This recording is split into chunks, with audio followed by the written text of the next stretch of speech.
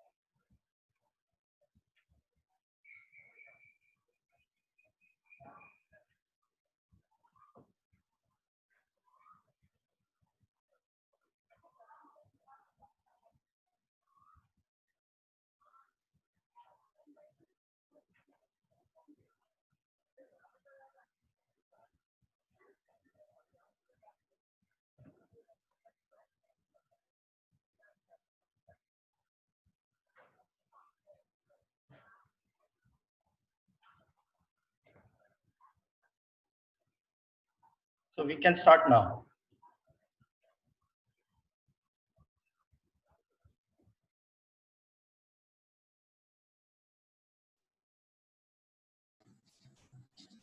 Good evening to all. I, Subhash Saraf, on behalf of All India Saraswat Cultural Organization, welcome you to this ISCO webinar series 2020 in the third session. As it is a tradition, I will start the proceedings with a prayer to the Almighty. Vakratunda Mahakaya Surya Koti Samaprabha Nirvignam Kurume Deva Sarva Karyeshu Sarvada Gananath Saraswati Ravi Shukra Brahaspati Panchestani Smare Nityam Vedavani Pravartaye Sarva Mangala Mangalye Shive Sarvartha Sadhike Sharanye Trambake Gauri Narayani Namostute Gurur Brahma Gurur Vishnu Gurur Devo Maheshwara Gurur Sakshat Parabrahma Tasmai Shri Gurave Namaha. Today's topic is infrastructure-led growth, human touch, and it will be addressed by Sarvashri Suresh Prabhuji. Now I request our President ISCO, Dr. Ajit Gunjikar, to take the proceedings further and introduce formally our guest speaker, Shri Suresh Prabhuji.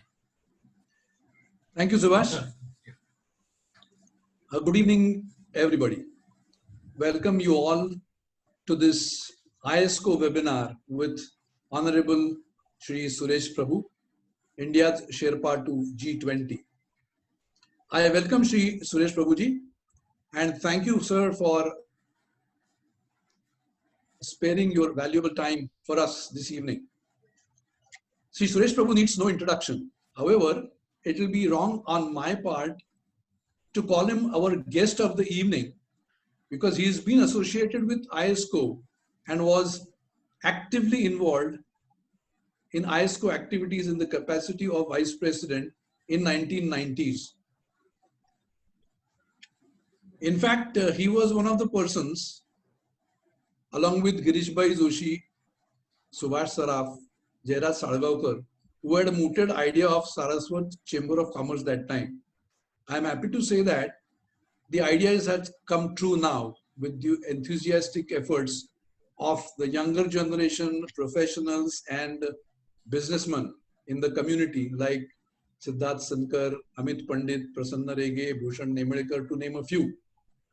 They all are relentlessly working for the upliftment of the entrepreneurial spirit of the community.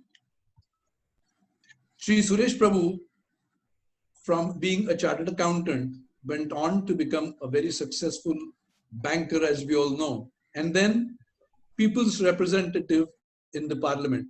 He's been the parliamentarian for 6 terms now, and also has had his stint as an illustrious minister.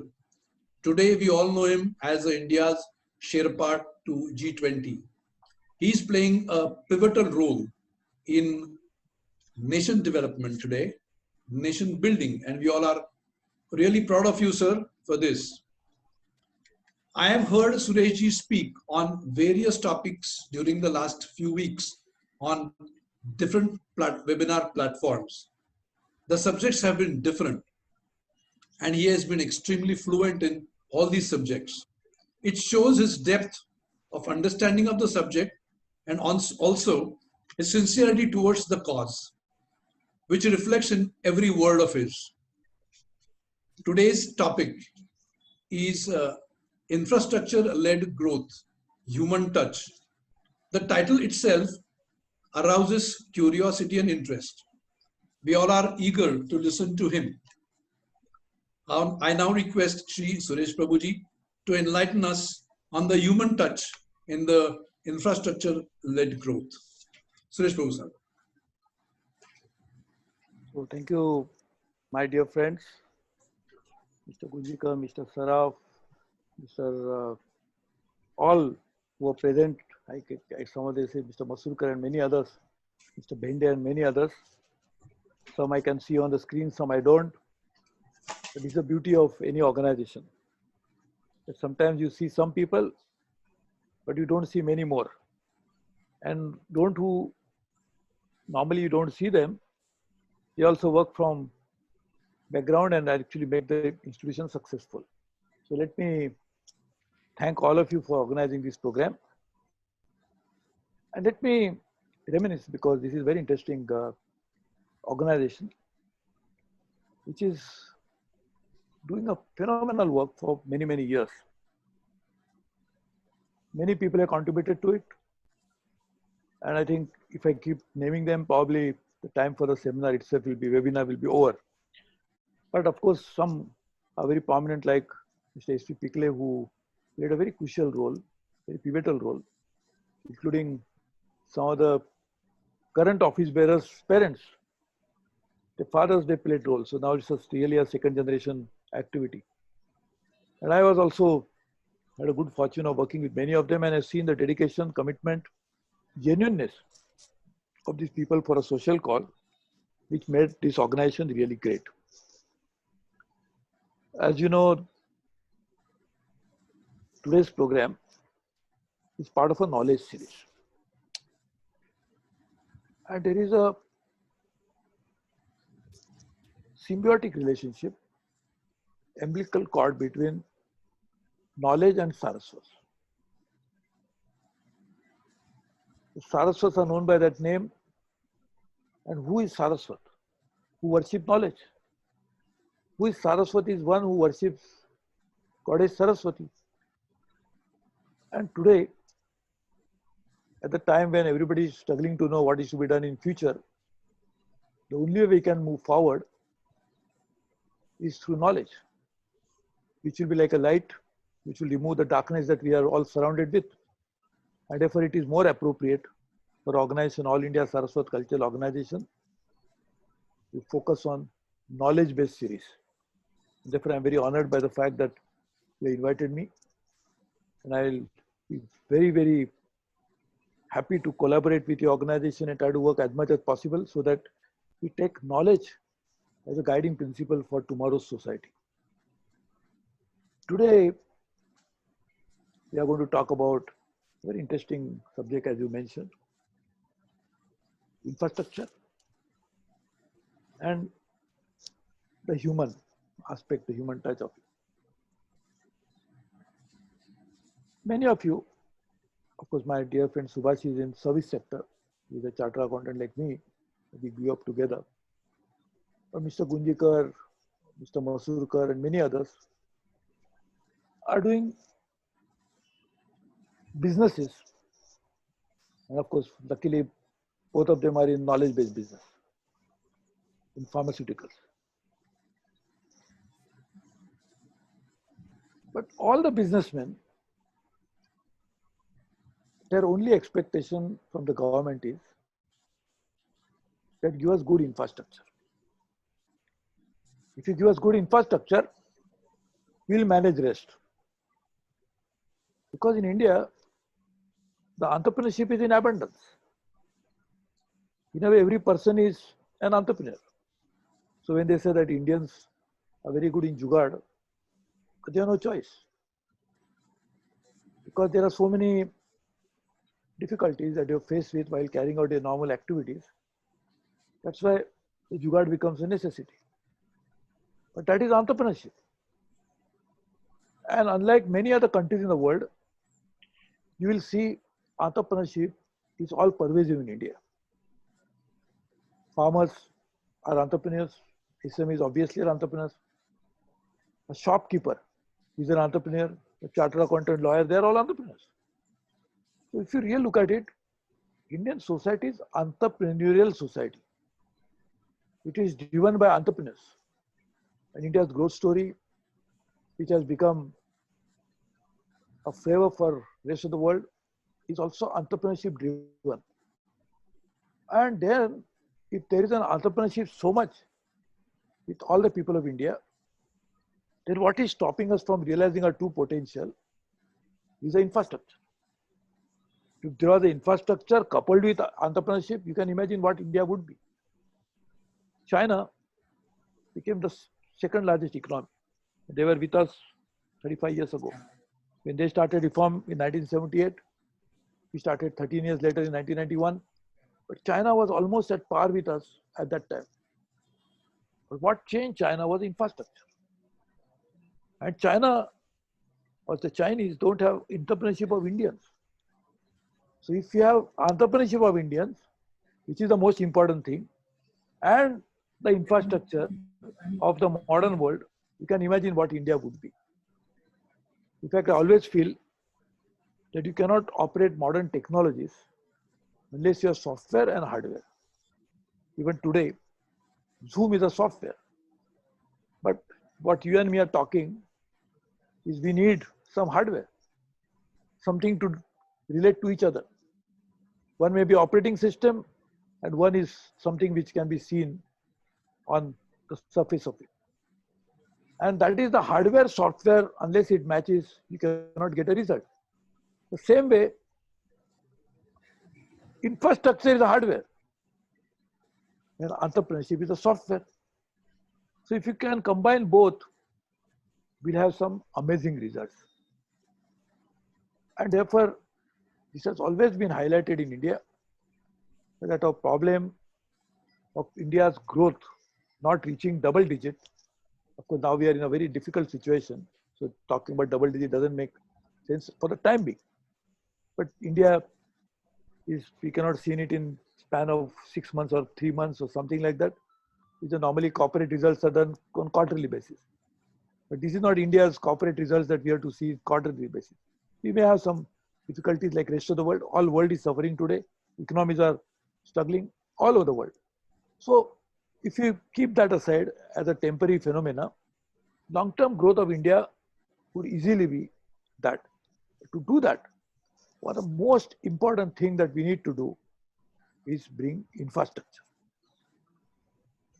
Now, infrastructure, one, as I said, for the industry.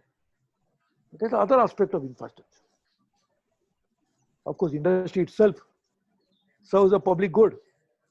Because if people, all of us, become entrepreneurs, then obviously there is, every person will become an employer. As the Prime Minister says, rather than being job seekers, we could become job creators. And that itself will be a transformative step.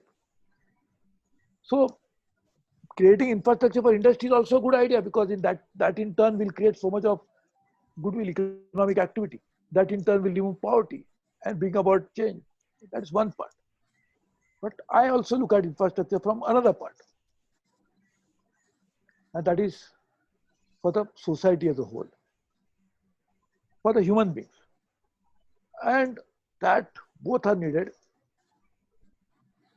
for complete well-being of the society and transforming society into a completely developed one, which is our destiny, which is the right, and we must get it.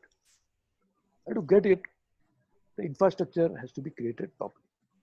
Look at from human perspective. There are certain infrastructure. For example, healthcare is part of infrastructure. We can call it a soft infrastructure. There's something like hard infrastructure, roads, ports, railways. I will talk about it later. But soft infrastructure, whether education, healthcare, will improve quality of life. So infrastructure investment must be seen to be part of a human development improvement exercise. If you invest into healthcare and people remain healthy, you can imagine the amount of money that we have to spend when we are in distress facing health emergency could easily be used for something else, for betterment of our own life. And health infrastructure need not necessarily be seen to be in the light of the modern hospitals or things like that which are necessary. You need hospital for sure. How do you otherwise deal with when you are facing a life and death situation? But there is a possibility of creating health infrastructure in a different way. Many countries are now revisiting. Of course, you have the president himself runs a very good pharma company, RX Laboratories, right? That is what your company. So you are doing a very good company. But now, globally, there is a revisiting of the issue of healthcare itself. Thanks to the pandemic and thanks to why we are talking to each other through this medium, pandemic itself has created a new thinking in the people's mind. That we ignored public health for too long to our own peril, and now we must revisit the issue of public health. And public health has many connotations. You can cure a people when he is patient, but you have a possibility of preventing a person from becoming a patient. And both the preventive and the curative healthcare are part of our traditional knowledge. And this is knowledge series. So healthcare can be seen to be in different light. And now, this time also, people are saying if you want to avoid getting infected, you can use homeopathy. Mr. Rajiv Bajaj, top industrialist, is also championing this. And actually it has merit. Even our Ministry of Ayush has actually prescribed it in the protocol. But healthcare, investment as infrastructure into healthcare, and this can be, again, I said, it's of different kind, not necessarily only hospitals and different, but creating infrastructure for healthcare is going to improve the quality of life. And the human beings, one of the biggest problem is the physical pain. Of course, the other problem is mental pain. Now again, it's a debatable issue with the physical pain that you suffer. Is it a manifestation of a problem that is within you? There is a psychosomatic problem which actually manifests, is a different issue. And we must treat that also. But physical care, if you can take for healthcare and prevent it, it will not be a good for human care. So that kind of investment in healthcare is necessary to create physical infrastructure in form of clinics, hospitals, making medical equipments available, making devices available, is also making investment into infrastructure. The medical devices have changed the complete nomenclature, complete structure of healthcare. It was inconceivable some years ago to think people would ever think that I can replace my knee. This was not possible about a few decades ago. Today we can even replace heart. Heart transplantation is possible. The first one was done in South Africa by one of the great scientists, but the doctor. But tomorrow, medical equipment, medical devices will also play a very key role. So making investment to that. Education is going to be another very key important element of improving the quality of life of people. And All India Saraswat Cultural Organization, all the members can vouch for it that because I have acquired some education, I become successful in life. The education can give you knowledge, that's one part of it, that is for enlightenment. But education can also give you a new opportunities in life to come up in life. You rise in society, in status, your income levels goes up. And that goes up, it also gives an opportunity to improve your own standing, your own esteem in your own eyes. And that is what ultimately people want to be happy with. So when you talk about human element, human touch, education also plays a very key role. And therefore, investing into education, and we always said that over a long period of time, that at least 6% of GDP must go into education, 6% of GDP must go into healthcare. But India being capital-starved country, and there are so many demands on scarce resources, it has not always been possible. But one good part is the Prime Minister Modi's program of Ayushman Bharat, and now a big program for education to all, universalization of it, will also help in big way. And that in turn will improve the quality of life, which again is a new vision of the Prime Minister, which talks about ease of living. All the businessmen think about ease of doing business, which I was in charge of as a Commerce and Industry Minister. Ease of living will be a completely different concept. Wherein, how do you make people's life better? And there are many other ways to look at it, but I'm not getting into other ways of it. Their interface with government, how to improve governance, etc. These are different issues, which again will improve ease of living for people. If they can get birth certificate, death certificate, they can get admission easily, say online, all of that will improve ease of living. And that is a governance issue. But looking at it purely from perspective of infrastructure, infrastructure itself can improve quality of life. And that is how the human touch should. But human beings are not only interested in healthcare and education alone. Their quality of life and their aspirations of life can be met by creating even more kinds of infrastructure. Globally, there is a huge opportunity people are talking about. As infrastructure, when you invest into that, that creates economic opportunity. As you know, in India, if you invest in infrastructure, because you are investing into infrastructure, that itself will add to GDP. I was a railway minister. I prepared Narendra Modi government's first full railway budget of 8,56,000 crores. And in that, I had said that railway itself, over a period of time, can add to more than 2% to India's GDP.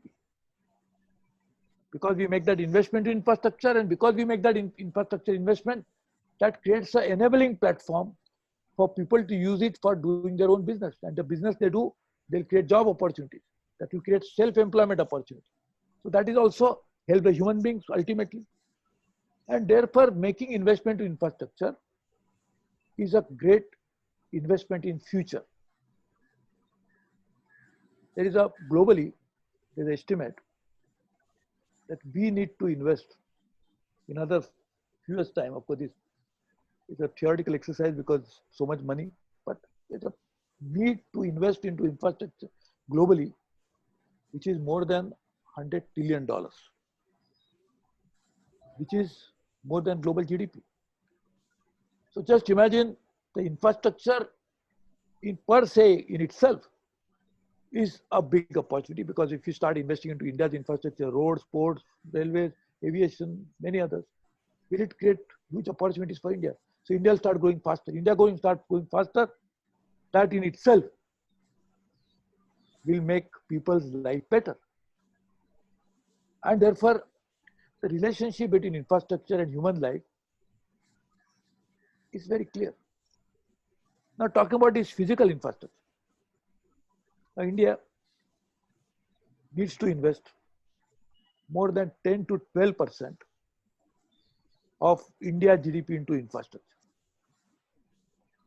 So if our today GDP is $2.9 trillion, every year we must invest $290 billion into infrastructure. And if you make that investment, I said the immediate benefit will be that itself will spur economic activity. But as we invest into that over a period of time, you will see that that itself has created more opportunities because people use that platform, and RX laboratories will not have to spend more time dealing with custom clearance, this clearance, that clearance. So because infrastructure is good, so he'll sit in his office and manage everything. Incidentally, we are actually going to do that. As Commerce Minister, I have initiated a program for complete digitalization of foreign trade and transactions. And already the TCS is actually working on that project. So it will be ready in the next few years, or even not few years, in few months.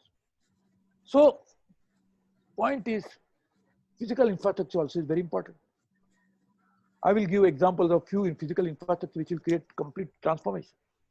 As Railway Minister, I had seen that trains, we cannot place more trains because most of the capacity of the tracks and the major tracks, major trunk routes, was used for more than 110% of capacity. So the train getting delayed and train not reaching on time and not more trains flying, it's a cost. So I said we'll doubling where there's a single track. So automatically capacity gets doubled. Like we are doing in Konkan Railway. Konkan Railway, it was started 25 years ago. George Fernandes, Madhu Dandaote. George Fernandes is the principal responsible person for Konkan Railway. Madhu Dandaote. Mr. Ramkrishna Hegde. That treaty made it possible. George Fernandes was the railway minister. Mr. Hegde was deputy chairman planning commission, and Dandaote was a finance minister. But George Fernandes mooted this idea, and despite so many objections from so many ministries, he could do it. But that Konkan Railway is one track. Of course, because they had a one track mind, George Fernandes, the railway could come up because he focused on that. But because of one track, it doesn't work properly. So I started expanding the capacities of railways by investing, as I said, 8,56,000 crores. The demand, because of that, for steel, cement, and because the capex, the capital expenditure increased so much, the economy also benefited and will benefit immensely over a period of time once the projects are completed. I increase the pace of implementation of railway projects more than double. When we are doing only 7 kilometers a day, we have put 14 kilometers a day. Electrification. We said we'll electrify lines, and including Konkan Railway is getting electrified. So you cannot imagine how Konkan Railway will be once these projects are completed. Konkan Railway was like normally when your rake is not operating, railways, the track is not used, they put it in the shed. Bajume, just keep it aside. So Konkan Railway was actually put like that. The main railway administration was not looking at it as a priority. I brought it Konkan Railway to the forefront again and gave them the money that any Konkan Railway officer will tell you today. That the 3 years I gave so much of resources, money, attention, priority to Konkan Railway. But point, I am not Konkan Railway. I am talking about railway as a whole, which needed investment. And the problem of Konkan Railway was underinvestment. So if you invest into the infrastructure, who will benefit? People will not benefit. People will benefit because they will be able to reach earlier. Their punctuality will bring in, and we improve the entire quality of life of railways. That is experience of travel. There were no escalators on railway station. There was no lift. There was nobody could think about escalators or elevator or even travelator on the railway station, which happened. Nobody could think about free Wi-Fi on railway station, which is better than any other Wi-Fi, public Wi-Fi in the country. And Google was involved in that project. Google CEO, Mr. Sundar Pichai, said, this is the best public Wi-Fi in the world. And now Sundar Pichai is saying, I'm not saying it. But infrastructure investment creates good quality of life, even railways, roads. Mr. Nitin Gadkari, my friend and colleague, is working on this. The road infrastructure in itself will transform the life. People can reach faster. Now National Highway 17, which connects Mumbai to Goa, is also getting widened. So infrastructure of this kind. But another infrastructure which we don't talk about much is sewerage. In India, not all sewerage get treated. And that's a big problem because that is a public health problem. If you can treat all sewerage, you can use it for many things. Like the sewerage water can be recycled and can be made potable. They do it in Singapore. But also, if you don't want to treat to that extent because you need energy to treat it, you can also use it because it has a lot of human waste, so some nutrients. And as you know, in our old times, people used to use the human waste as a fertilizer for plants. Son khat, they used to call it. And now we can use that wastewater and give it back to the farmers. From where we bring the water in Mumbai. Most of you are from Mumbai, but you are All India Saraswat culture all over the country or even in the world. Most of the places in India, the water in major cities come from outside of the city. In Delhi, we get some water from Tehri, which is far away from here. Mumbai, we get it from Nasik. In Chennai, we get it from far away places. So once we have this water problem, because it is coming from outside city, suppose if we can give back that water back to the farmers, or where we get this fresh water for our consumption, they will get fantastic nutrient-oriented water for their farms. So they don't have to use so much fertilizers, but that will need investment to infrastructure. So this is something which will solve healthcare problem, because now the wastewater is not, because it is just being put into the sea, then our aquatic life is affected. Our marine biodiversity get destroyed. But if you can treat it properly, it can partly can be converted into drinking water, partly can be given to the industry, partly can be given to the farmers back, so there is no rural urban problem. So all of that can create a human plus.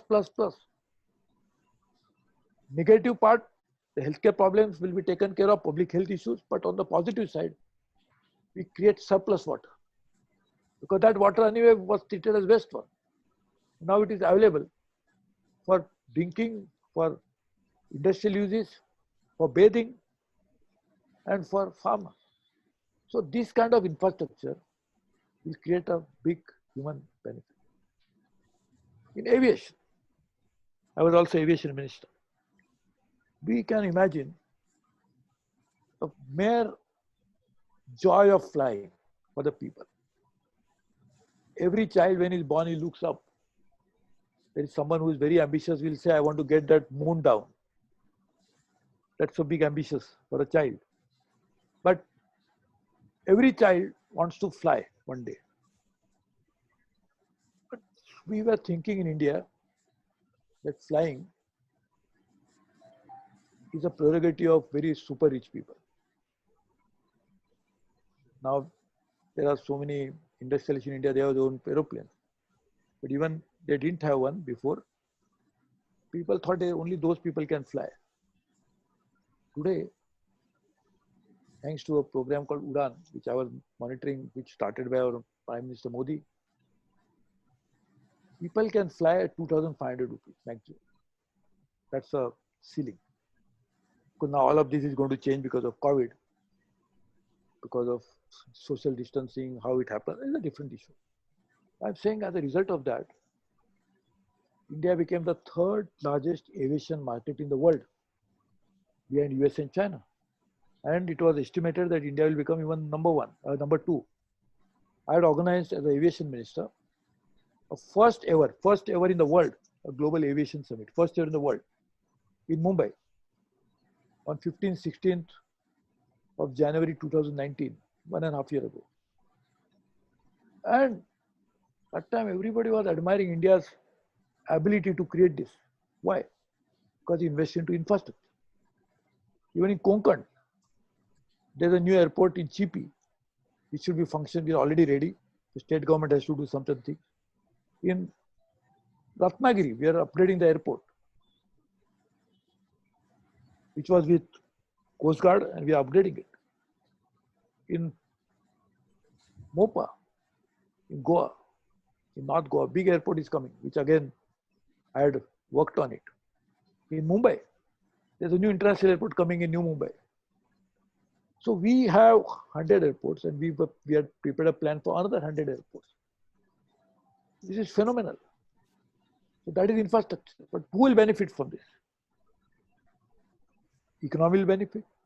As I said, the infrastructure, one part of benefit is economy, but economy benefits, everybody benefits anyway. But more focused way, this infrastructure will also benefit the common people. So why would there should be a divide? They said there is a digital divide and all that. Why there should be a divide between rich and poor, and that divide becomes social divide, because there are people who can be said to be elite who can fly and others can only watch them from ground.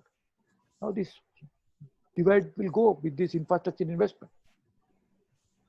The people with medical emergency can reach the Medicare facilities very soon because of healthcare, because of aviation. I had prepared an aviation plan for farmers. That first ever India's air cargo policy was prepared, which will help farmers to sell their produce globally, for which we identified district by district, which district can export what. That's the infrastructure which will bring smile on the face of farmers. So it's an infrastructure with smile, with farmers will benefit, who cannot even imagine the linkage between aviation and a farm till we came out with two. I came out with agriculture export policy first time as a commerce minister, but also agriculture cargo export policy, cargo policy, air cargo policy. We have reached third market in aviation for passengers, but we are far away behind in terms of cargo by air. Now some of the medicine that or pharma companies manufacture can be exported through air. Flowers, we are the biggest, second biggest market in vegetables. Number one market in milk. We are also big market, big producer of flowers, fruits, vegetables. All of that can be exported only if you have aviation. And who will benefit? The farmers will benefit. So we could never imagine the linkage between, unless we have this understanding between how common man should benefit from development of infrastructure. And therefore India would have to invest, as I said, more than 10-12% of our total GDP into infrastructure in the fewest time. And all we can imagine, in India we don't have waterways. I was looking at a very important project under Atal Bihari Vajpayee. This project was very ambitious project. You know what was the cost of that project? More than 9-10 lakh crores. I told you about railways. We decided to put only 5 years so much money. In that project of interlinking of rivers, we are thinking of waterways. India has a lot of hinterland, which is not coastal. There is 7,600 coastal area, 7,600 kilometers long coast. If you have waterways, rivers can become waterways. You can use waterways. That's how, when I was a young boy, my parents will take me to Konkan, my native place, by waterways. We used to call from Bhaukta Dhakka. From there we'll go to Konkan. And waterways, if you invest as infrastructure, who will benefit? Common man will benefit. That project of infrastructure would prevent, or not prevent, but manage floods properly. You will not imagine the damage it is caused to Bihar, Assam, the whole of East India. Every year, without fail, because of floods.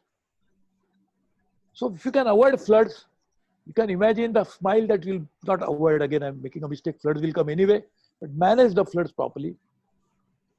You can bring smiles on the face of the people. The amount of loss that floods cause is more than the drought.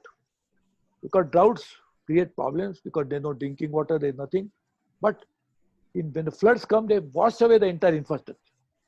So if you have infrastructure to take care of the problem, to prevent infrastructure getting washed out, how much benefit it will bring. So we are working on that project. That is also infrastructure project. We are working, there is a big initiative for logistics. And logistics is also part of infrastructure, but logistics is a little different than infrastructure. Like infrastructure and logistics, the link is logistics itself is infrastructure, but plus, because you bring some digital part of it. But logistic problem again in India prevents people from realizing the true potential. It is said sometimes that it takes more time from shipping goods from Mumbai to Kolkata than from Mumbai to maybe Europe. Because logistics, multimodal transport is not properly integrated. All of that can bring tears on the face of the people. So human will benefit immensely. To do all this, I can go on many aspects of infrastructure. I can see already I've spoken for a longer time than what I thought I will. But just few points I'll just mention for your benefit. And that is, how do you bring a very important aspect? All infrastructure now in future will have to be climate proof. You may not even imagine, unfortunately, there's not so much of focus on the losses that are suffered by Bangladesh or West Bengal, and also Bangladesh, of course, because of the recent super cyclone. Entire infrastructure is wiped out. It's a locust attack at the same time. In my opinion, science will prove a little later, but my hunch, even the viruses which are coming from animal to man is also because of climatic issues, because of loss of habitat, biodiversity loss. So all of that, new infrastructure creation will have to be climate proof. New infrastructure will have to be completely digital. You can imagine the Internet of Things. I'm sure all of you are very well knowledgeable and well informed. Internet of Things is going to bring in a transformation into infrastructure. When I start get up and pick up my car key, the car is on. When I sit in the car and when I put my GPS saying that I want to go home, my home lights are put on and it's evening, it is timed, then automatically my cooking apparatus will be operated, my fridge will be properly warmed. All of this is going to happen through digital infrastructure. Same way, water management will happen completely digital. So new infrastructure with human touch will get boost with digitalization, with artificial intelligence, with blockchain, with big data helping us to understand how to use infrastructure, because what is the people's habit, when they use infrastructure, so that optimum utilization of infrastructure will also happen. And that will bring in not just optimum utilization, but optimization of happiness for people using that infrastructure. So new dimension of technology integration into infrastructure is also going to completely transform it. So let me, because I think I also got to go to for other program, but of course I would like to answer some questions. Therefore, I'm not going on, because otherwise I could have gone on and on this subject. Like, as we mentioned, I've spoken on 54 different subjects in almost 200 events over the last few days, and all over the global, all over the world, including all over the country. And so therefore it is like a kirtankar, which I keep, if I say it, I'll forget what I'm saying. So I will not go long, but stop here. But I will thank you for giving this. So in short, I can say by ending that infrastructure will play a key role in transforming lives of people. It will bring, at least if not fully, the kind of happiness people want to enjoy in their life through infrastructure use. And therefore, it's a key to transforming tomorrow's India. At a time when we have taken a pause to think, what is that we need to do to kickstart economy? At a time when global economy, India's economy is passing through some difficult phase. Infrastructure will be the key. We create tomorrow's India by building today's infrastructure. And that is what I think we should try to do. I again thank my friends in ISCO. It's a great opportunity for me to revisit my past and also renew my relationship with today's generation of leaders of ISCO. I know you have really made this organization very vibrant, very dynamic, and truly all India. And in a sense, your name suggests that it is only all India organization, but you also got many global connections. So I think the time may come when you'll have to change the nomenclature of the organization from All India to All World Saraswat Cultural Organization. That may not be far away, but all the best to you. And let me stop here. And of course, once again, acknowledging the great contribution of ISCO into this development of cultural ethos of India. Actually, Saraswati River is extinct, but Saraswats have come to fore, though the river has gone underground somewhere. There is evidence that it might be still flowing underground. But while it flows underground, the Saraswats are on overground, trying to do human service to serve the humanity and the society. So all the best to you. Thank you very much.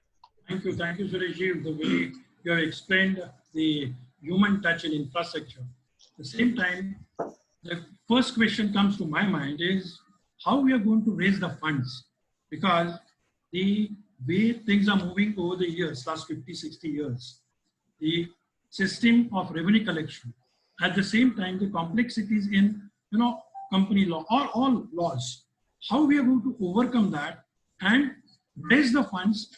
It's not by loans only. How to raise your own sources. Your thoughts on that, please. Oh, sorry, so what do you want to know? The raising of funds is most important. How the capital will be raised.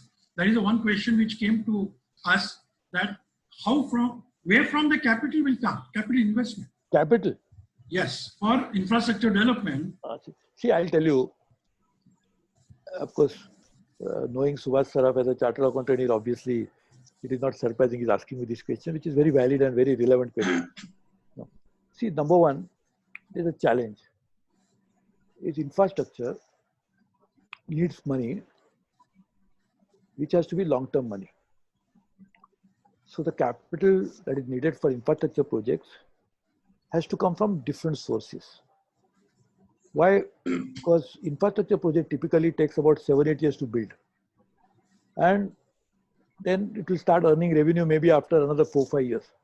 So you need financing for infrastructure, which is for 10, 15, 20 years time frame.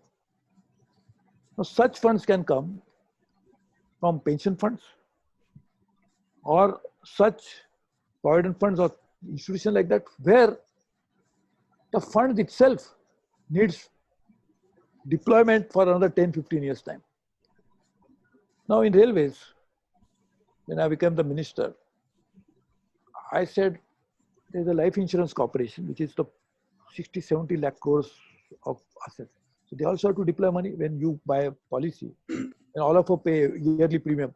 How will they repay you after 20 years unless they invest somewhere? And therefore they need an organization where they can invest. So they're investing into something. So I gave them an idea. I said, railway has a land, railway has a permanent revenue. They may not be adequate, but cash flow is $35, $40 billion of cash flow for the railways every year. So if you lend to railways, it is good for you because you want to invest into it, but you are investing into something where there's a tangible asset as a security, plus there's a cash flow. And LIC gave 1,50,000 crores to railways. Good for railways, good for LIC. So for infrastructure, the money will come from pension funds. I'll tell you, Australia has got pension funds more than $2 trillion, almost 80% of India's GDP. Australia's GDP is smaller than India's. So they have pension funds more than their GDP. So they can invest that money only outside because their national economy is not that big to absorb those funds. So it is good for Australians, good for us. There are super funds there are pension funds in Canada. Huge pension funds. Canada again is a G20 economy, G7 economy. Canada again as a economy cannot absorb those funds. So pension funds in Canada, pension funds in Australia, pension fund in Norway. Norway has $1 trillion of sovereign wealth fund. So I mentioned only pension fund, there are sovereign wealth fund. $1 trillion of Norway. Norway is a small country with small population. And $1 trillion of sovereign wealth fund. They created it very intelligently by transferring the surplus money from oil and $1 trillion pension sovereign wealth fund. So all those funds are looking for opportunities to invest. And therefore, there is a matching relationship. There can be symbiotic relationship between pension funds, sovereign wealth funds, such large funds like this to look at opportunities in India. Again, in India, we have to create a long-term investment model. Today, what is happening is Mr. Gunjikar goes to, I think his favorite bank will be Saraswat Bank, at least his father, when he was there, his bank was Saraswat Bank when I was the chairman. And how much time loan he will ask for? Of course, Gunjikar may be not requiring loan. He may be giving loan to the bank as deposit. But I'm saying how much time? Maximum term loan for business is 5 years. Cash credit, which is working capital, which is for a year. It renews is a different thing. So the banks borrow money from the household that it deposits for 1 year, 2 years, 3 years. And they give money to the business for 3 years, 4 years, 5 years. So it is all right. Because their obligation to pay to the depositor is matching with the amount receivable from their borrower. But if banks give money to the infrastructure project, there is a mismatch. What is called it, the time and demand liability is mismatch, asset liability mismatch. That creates a problem. So we need to develop in India a market for long-term bonds, wherein infrastructure companies can issue those bonds and the subscribers to the bonds will be such entities who have long-term money available to them, not the banks. So this is how we should work it, but money is not a problem really if you structure it properly. Okay, this question was asked by, not me, basically our friend from Dhanukar, Makarand Godbole. So you should remember him, and Makarand Godbole asked this question. Now, since you referred about 1 trillion, that word trillion, another question has come from another chartered accountant, Milind Rajadhyaksha, that will the government will take out-of-box decision to make Indian economy $5 trillion US. What are those out-of-box decisions? Another 3 years down the line, 5 years down the line, when we say from 3 trillion, you go to 5 trillion. So your views on that? See, I had prepared a plan of $5 trillion economy as a commerce industry minister, in which we very clearly we are defined. First time it was actually prepared like this, that 20% of 5 trillion, which is $1 trillion will come from industry, which includes manufacturing and all other things. But 3 trillion, including construction, mining, all of that. 3 trillion, 60% will come from services and $1 trillion will come from agriculture, 20%. So 20, 60, 20. For which we have detailed plan. I'm not getting into all that today. Okay. But that itself is a subject matter for another webinar maybe. I know. But I am saying when we'll reach there depends upon the rate of growth. So if we are growing at a faster rate, we could have reached there sooner. Now today, because of a rate, growth rate has gone down and everybody is saying that at least 2021, this current financial year of India will be very adverse for India. So it will be definitely not be delayed, our best. But of course, we'll be there for sure. And to go there, if we invest into infrastructure, we'll be reach there faster. And therefore, infrastructure and $5 trillion economy are interrelated. There are many other things to be done, international trade. Therefore, I'm saying I'm not going to all those aspects of that. But very importantly, infrastructure is a key to reach $5 trillion economy. Whether for services, we need infrastructure. For agriculture, we need infrastructure. For industry, we need infrastructure. So all the three key elements on which our $5 trillion economy will be standing, we need to ensure that infrastructure boosts the ability of India to reach there. But we'll definitely be there. The next few years will be for the world economy. In fact, first time, the British economy has contracted and gone to the level that I've never seen in the last 350 years. US economy is facing a problem which they faced only in Great Depression. The European Union is also facing a big problem. It never contracted like this. Singapore economy, it was always doing very well, is again contracting. So all over the world, this is a problem. So we'll have to factor in all those issues and plan a strategy for future. You, Dr. Ajit, you would like to Yeah, ask? there are a few questions, but I think many things you've already covered, especially the waterways. There's a question about the port development. We do not know what's happening, which was announced. Even the large railway budget, which was announced, and how far we are for that, especially on the backdrop of the COVID, where are we going to lag for a long time or what? And how to bridge the Mr. Sampath Saraswat asked about the bridging up of the rural and urban infrastructure gap. So if you can, and especially when you talked about sewage treatment and water treatment, our Mohit Bende is already into it. So he was very elated and has congratulated you on this point of treating sewage to have a real human touch. So if you can just throw some light about these economies, right from the aviation to bridging the gap between rural and urban infrastructure. 2 minutes, if you can spend on that. Actually, that's because you mentioned ports, I had not talked about it. Let me explain to you. With these 7,600 kilometers of coastline, there was a very big idea that was promoted during Atal Bihari Vajpayee's time called Sagarmala, which was integrating ports with the hinterland. And being a member of parliament that time, I 4 times I won Lok Sabha from Konkan. So I was one of the strong champion for this cause. And Atalji actually implemented his great vision. He announced it on 15th August from Red Fort. Now Prime Minister Modi is trying to work on this port development, and his vision is port-led growth. So this urban-rural divide, when you talk about, ports will link to the hinterland. Like in Konkan, we are talking about Vaibhavwadi, which is in Sindhudurg district in Konkan, and Kolhapur, which is Western Maharashtra. Yeah. So we want to link Western Maharashtra. I actually made the provision for this in the railway budget. Vaibhavwadi to Kolhapur, railway line. It's never there. There's no link between Western Maharashtra and Konkan. Other one is Ratnagiri, Karad to Chiprun. Karad to Chiprun, that will go more or less under the through a tunnel, because there is a mountainous region.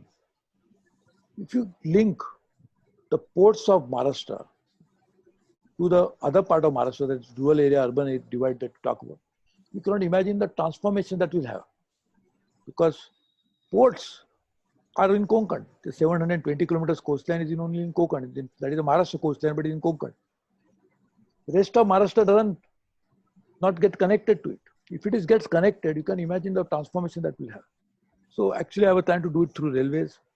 There's a very important program called Mumbai-Delhi Industrial Corridor, in which Aurangabad, we have created a huge hub, which in fact I had laid a foundation stone as a Commerce Industry Minister recently, 3 years ago. And this again can be a game changer. So infrastructure for bringing urban-rural divide and bridging it can be a very transformative idea. So therefore, we can definitely work on it.